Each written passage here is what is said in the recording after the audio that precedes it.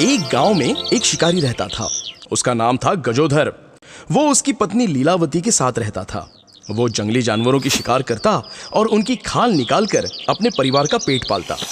एक दिन एक व्यापारी उसके पास आया और बोला, भाई, मुझे घर सजाने के लिए हाथी का साबुत दांत चाहिए।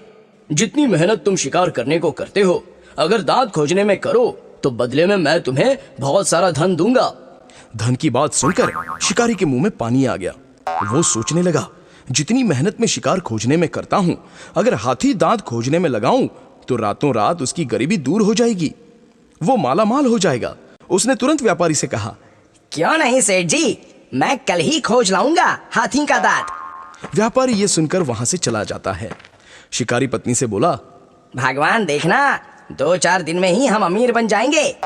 इस पर पत्नी लीलावती बोली, देखो जी, इतने साल हो गए तुम्हारे साथ रहते, तुमने आज तक मुझे कोई गहना बनवा कर नहीं दिया। तो कान खोलकर सुन लो, उन पैसों से सबसे पहले मैं गहना बनवाऊंगी। शिकारी बोला, अरे भगवान, पहले मुझे एक बड़ा सा घर बनवा लेने दे। इस छोटे से घर में रहकर मैं ऊब गया हूँ। अच्छा सा घर बन जाएगा तो बिरादरी में हमारी मान प्रतिष्ठा बढ़ेगी। लीलावती ने फिर से कहा, नहीं, पहले मुझे गहने चाहिए, मैं कुछ नहीं सुनूंगी। इसी झगड़े से सारी रात बीत गई। अगली सुबह शिकारी कुल्हाड़ी और धनुष बाण लेकर जंगल की ओर निकल पड़ा। कुछ दूर चलते ही उसे हाथी दिखाई दिया। वो दबे पांव आगे बढ़ा और एक पेड़ के पीछे छिप गया। धनुष बाण से निशाना साधकर शिकारी ने एक के बाद एक कई तीर छोड़े। उसका भाग्य अच्छा था, तीर हाथी के मर्मस्थल पर लगा। हाथी वहीं गिर पड़ा। शिकारी ने कुल्हाड़ी से हाथी के दांत निकाले और सीधा व्यापारी के पास गया। हाथी के दांत देखकर व्यापारी खुश हो गया। उसने तुरंत शिकारी को एक थैली में पैसे के सिक्के दे दिए और बोला, अगली बार फिर से तुम अगर दांत ले आते हो तो मैं दुगनी कीमत दूंगा। शिकारी खुश हो गया और वहां से चला गया। घर जाते ही सिक्के वाली थैली लीलावती को दिखाई। ढेर सारे सिक्के देखकर लीलावती की आंखें चमक उठी। उसका दिमाग घूम गया। वो बोली, पहले मेरे लिए गहने बनवाओ, घर का क्या, ऐसे भी इस घर में तो हम खुश हैं। फिर बनवाना चाहते हो तो बाद में बनवा लेना। शिकारी ने उसे समझाया, अरे भगवान, जरा अकल से काम ले। अगर इस पैसों से गहने बनवाओगी तो उसे रखोगी कहाँ? इस खंडर के घर में? फिर तो चोरों को भी आसानी होगी गहने चोरी करने में। इसलिए अच्छा यही है कि अपनी नादानी छोड़ दे। वो आगे बोला, और व्यापारी ने मुझसे वादा किया है कि अगर मैं फिर से हाथी का दांत ले आऊं तो वो मुझे दुगने सिक्के देगा। ये सुनते ही लीलावती खुश हुई और बोली, तो देर किस बात की है, तुम अभी जंगल जाओ और हाथी का दांत लाओ। शिकारी बोला, मगर भगवान, इतनी रात में मैं कैसे जा सकता हूँ? वो इसलिए क्योंकि आज पूर्णिमा है, जंगल में रोशनी होगी तो शिकार करने में कठिनाई नहीं होगी। लीलावती बोली। शिकारी ने कहा, तुम सही कह रही हो, मैं अभी चला जाता हूँ जंगल। ये सिक्कों की थैली तुम किसी सुरक्षित स्थान पर छिपा दो। तुम चिंता मत करो, मैं इसे छिपा दूंगी। लीलावती ने कहा। ये सुनते ही शिकारी जंगल की ओर निकल पड़ा। चलते चलते वो थक गया। उसे कहीं भी हाथी नजर नहीं आया। उसने सोचा, क्यों ना कुछ देर आराम कर लूं। ऐसा सोचते ही वो एक पेड़ पर चढ़ गया और तकनी पर बैठ गया। दिन भर के थकान से उसे बैठे बैठे नींद आने लगी। उसने सोचा, क्यों ना इसी टहनी पर कुछ देर सुस्ता लूं। जैसे ही हाथी आने की आहट होगी, सावधान होकर बैठ जाऊंगा। ऐसा सोचकर वो नींद लेने लगा। कुछ देर झपकी लेने के बाद उसे आवाज सुनाई दी। वो आवाज मनुष्यों की थी। वो चौंक गया। उसने देखा कि पेड़ के नीचे 3 आदमी आग जलाए बात कर रहे थे। वो लोग चोर थे और आपस में अपने चोरी के अनुभव सुना रहे थे। एक ने कहा, आज तो कुछ हाथ नहीं लगा। दूसरा बोला, मेरी भी हालत तुम्हारे जैसी है। जहां मैंने चोरी की वो एक बुढ़िया का घर था। बस बक्से का ताला तोड़ने ही जा रहा था कि बुढ़िया खांस कर उड़ गई। मैं सिर पर पैर रखकर भागा हूँ। फिर तीसरा चोर बोला, इसका मतलब आज मेरी ऐश रही, क्योंकि आज मुझे सिक्कों से भरी थैली हाथ लगी है। दोनों चोरों ने पूछा, अच्छा भाई, कहाँ से?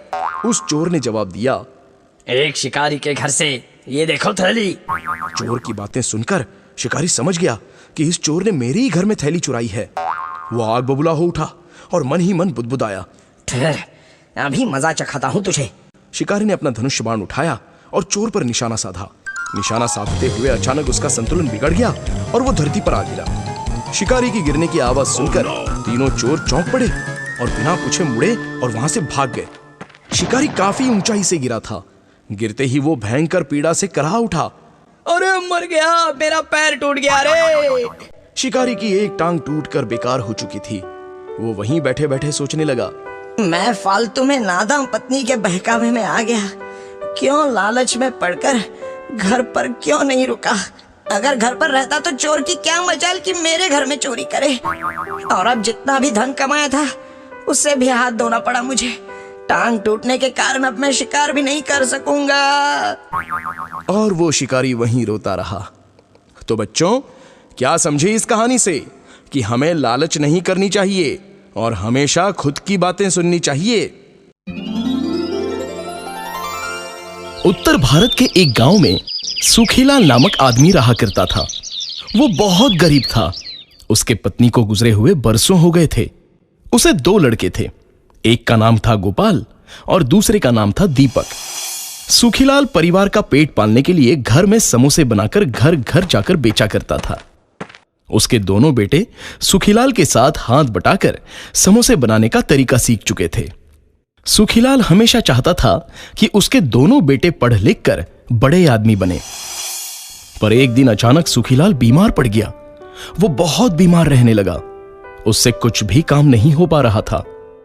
अब घर चलाने की सारी जिम्मेदारी दोनों भाइयों पर आई थी। दोनों मेहनत मजदूरी करने लगे, पर घर चल सके इतनी आमदनी नहीं हो रही थी। साथ में पिता के इलाज के लिए भी तो पैसे की जरूरत थी। उनकी परिस्थिति खराब होने लगी।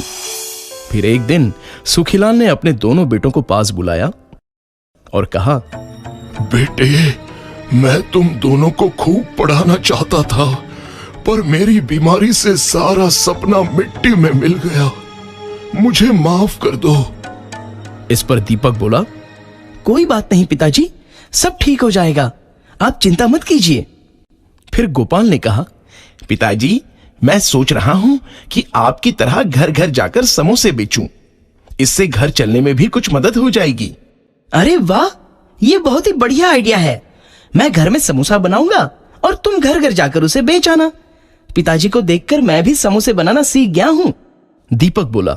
इस पर पिताजी बोले, ठीक है, जैसी तुम्हारी मर्जी, पर जो भी कमाई होगी वो आप दोनों में समान बांट लेना। जरूर पिताजी। दीपक और गोपाल बोले और वहां से चले गए। फिर अगले दिन दीपक ने बाजार से समोसे बनाने का सारा सामान लिया और समोसे बनाए। तो गोपाल ने वो समोसे लिए और गांव में जाकर बेचने लगा। समोसे ले लो, गर्मा गर्म समोसे ले लो। गोपाल को ग्राहक से मीठी बात करना खूब आता था। लोग उसकी आवाज सुनते ही घर के बाहर आकर समोसे खरीदा करते थे। दीपक के बनाए समोसे और गोपाल की बेचने की कला से उनके समोसे लोगों को पसंद आने लगे। दोनों भाई अब खुश थे क्योंकि दोनों का मुनाफा बढ़ता जा रहा था। इन पैसों से उन्होंने पिताजी का इलाज करवाया और कुछ ही दिनों में सुखीलाल बीमारी से ठीक हो गया। ऐसे ही कुछ महीने गुजर गए। एक दिन समोसे बेचते बेचते गोपाल के मन में विचार आया, लोगों को हमारे समोसे पसंद आ रहे हैं क्योंकि मैं ग्राहक से मीठा बोलता हूं। मेरी वजह से ही ये समोसे बेचे जा रहे हैं। मैं कड़ी धूप में चलकर घर घर जाकर समोसे बेचता हूं तो मुनाफे में भी मुझे ज्यादा हिस्सा मिलना चाहिए, क्योंकि दीपक तो घर बैठे ही समोसे बना लेता है, उसे कौन सी मेहनत करनी पड़ती है। शाम होते ही दोनों जब मुनाफा बांट रहे थे तब गोपाल बोला, दीपक देखो मेरे भाई, इन समोसों से जो मुनाफा हो रहा है वो सिर्फ मेरी मेहनत से है, क्योंकि मैं दिन भर घर घर जाकर समोसे बेचता हूँ, इसलिए मुझे मुनाफा ज्यादा मिलना चाहिए। इस पर दीपक बोला, कैसी बात कर रहे हो भैया, मैं भी तो बाजार जाकर सारा सामान लाता हूँ। सवेरे जल्दी उठकर आलू उबालकर समोसों के लिए लगने वाला सारा सामान तैयार करता हूँ। मेरे काम में भी तो मेहनत है। इसका मतलब हम दोनों मेहनत समान करते हैं तो मुनाफा भी आधा आधा होना चाहिए।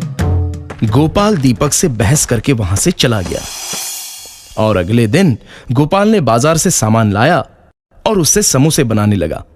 लेकिन समोसे बनाने का तरीका उसे अच्छी तरह से पता नहीं था। फिर भी उसने समोसे बनाए। इस काम में उसे बड़ी मेहनत करनी पड़ी और वो थक गया। फिर भी समोसे लेकर वो गांव में घूमने लगा। थकी आवाज में वो बोलने लगा, समोसे ले लो, गर्मा गर्म समोसे ले लो। हाँ, मैं तो आज बहुत थक गया समोसे बनाते बनाते। एक आदमी ने उससे समोसे लिए और खाकर तुरंत बोला, अरे गोपाल, आज ये तुम्हारे समोसों को क्या हो गया है? कोई टेस्ट ही नहीं है इन समोसों में। इस पर गोपाल बोला, माफ करना भैया, आज थोड़ा नमक कम गिर गया है, कल से वही समोसे का टेस्ट आपको मिल जाएगा। फिर कुछ देर के बाद सारे समोसे बेचकर गोपाल घर आया, लेकिन वो काफी थक चुका था। ये सिलसिला रोज चलता था। गोपाल रोज बाजार जाता, सामान लाता और समोसे बनाता, उसे बेचने गांव में जाता। इससे वो बहुत थक जाता था। अब लोग भी समोसों में टेस्ट ना होने के कारण समोसे नहीं लिया करते। अब वो घाटे में जा रहा था। वो सोचने लगा, ये मैंने क्या किया? मुझे लगा समोसे बनाना आसान है और बेचना कठिन, लेकिन नहीं, ये अकेले का काम नहीं है। मैं पहले ही अच्छा था, कम से कम समोसे बनाने का झंझट तो नहीं था और पैसे भी अच्छे मिल रहे थे, लेकिन अब मेरे समोसों को कोई पूछता भी नहीं है। और वो रोने लगा। फिर वहां दीपक और उसके पिताजी आए। गोपाल ने उनसे माफी मांगी। इसलिए कहते हैं, जिसका काम उसी को करना चाहिए। जेनो काम तेनो ठाव, बीजा करे तो गोता खाए। ज्यादा लालच में हम सब कुछ खो बैठते हैं।